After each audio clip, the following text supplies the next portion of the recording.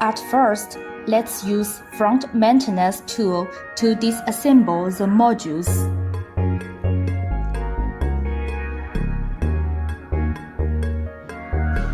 Then, we need to use tool to remove the power box.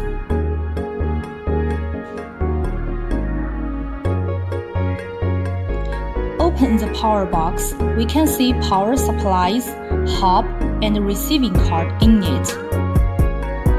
We use tool to unscrew the screws. Then, can take out the power supply and change a new one. The receiving card is the same manipulation.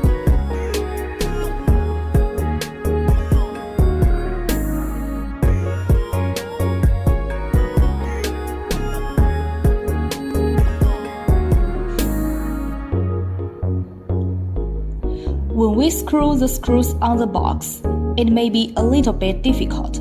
It needs to pay attention to the positive and negative poles. At the connection of 5-volt 9 and hub, there is also a place need to pay attention. The input of power 1 is 2.8 volt, power 2 is 3.8 volt.